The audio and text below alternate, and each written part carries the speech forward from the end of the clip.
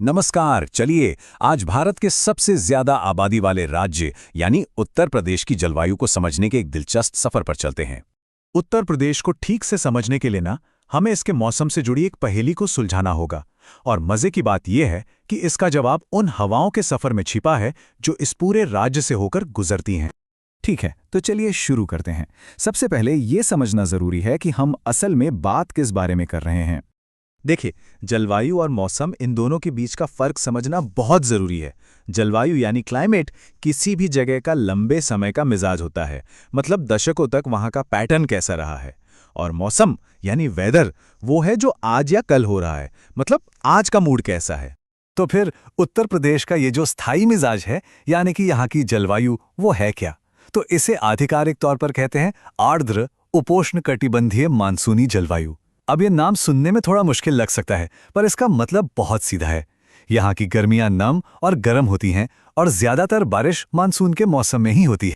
अब यूपी का ये जो खास मौसम है ना, इसके पीछे दो बहुत बड़ी भौगोलिक वजह हैं। पहली वजह है इसकी लोकेशन, ये कर्क रेखा के ठीक उत्तर में है, जिससे यहाँ गर्मी अच्छी खासी पड़ती है। और दूसरी और सबसे बड़ी वजह है इसके उत्तर में खड़ा विशाल हिमालय, जो साइबेरिया से आने वाली बर्फीली हवाओं को रोककर एक दीवार की तरह इसकी रक्षा करता है। तो अब देखते हैं कि ये जलवायु पूरे एक साल में कैसे अपना रंग दिखाती है, जिसे हम 3 अलग-अलग मौसमों में बांट सकते हैं। तो पूरा साल मोटे तौर पर 3 मौसमों में बटा हुआ है। पहले आती है ठंडी सर्दी, फिर झुलसा देने वाली गर्मी, और उसके बाद आता है वो जीवन देने वाला मानसून का मौसम। सर्दियों की बात करें तो पश्चिमी विक्षोभ की वजह से यहाँ साल की लगभग 10% बारिश होती है।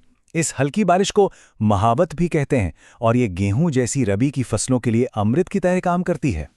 और फिर आती हैं गर्मियां, और गर्मियों का मतलब है लू, वो बेहद गर्म और सूखी हवाएं जो पूरे उत्तर भारत में चलती हैं।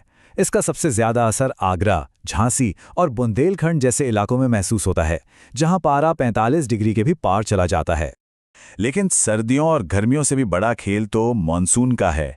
अगर यूपी में होने वाली बारिश को समझना है तो हमें मानसूनी हवाओं के पूरे इस सफर को फॉलो करना होगा।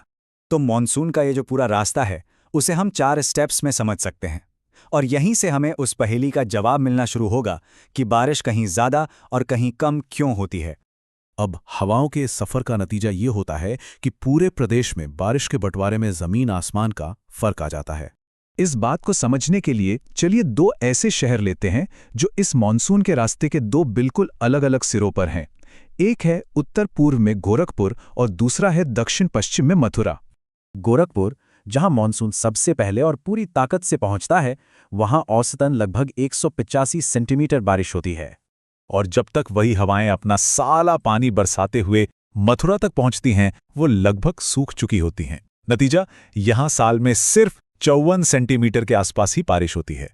तो इन आंकड़ों से एक बात तो बिल्कुल साफ हो जाती है कि मानसून का मौसम यूपी के लिए कितना ज्यादा जरूरी है। सोचिए, पूरे साल की करीब करीब 75 से 80% बारिश इन्हीं कुछ महीनों में होती है।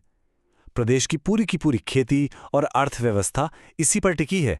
बारिश के इसी अलग अलग पैटर्न के आधार पर वैज्ञानिकों ने उत्तर प्रदेश को मोटे तौर पर 2 जलवायु क्षेत्रों में बांटा है।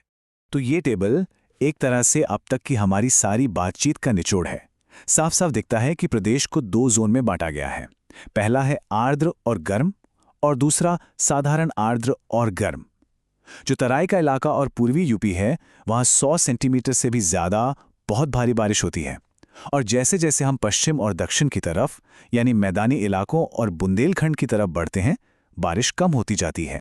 तो इस पूरी कहानी को अगर हम 2 लाइनों में समेटना चाहें तो वो क्या होंगी? दरअसल ये 2 बहुत ही आसान नियमों पर आकर टिक जाती हैं। ये 2 नियम याद रखने वाले हैं। पहला, यूपी में आप जितना पूर्व से पश्चिम की तरफ जाएंगे बारिश कम होती जाएगी, और दूसरा, जितना उत्तर से दक्षिण की तरफ जाएंगे बारिश उतनी ही घटती जाएगी। बस यही है यूपी की बारिश का पूरा गणित। लेकिन ये सब बातें हमें एक बहुत बड़े और जरूरी सवाल पर लाकर खड़ा कर देती हैं। जिस तरह से दुनिया भर में मौसम का मिजाज बदल रहा है, आने वाले सालों में मॉनसून का ये जो नाजुक सा सफर है वो कैसे बदलेगा? ये एक ऐसा सवाल है जिसका जवाब लाखों लोगों की जिंदगी तय करेगा।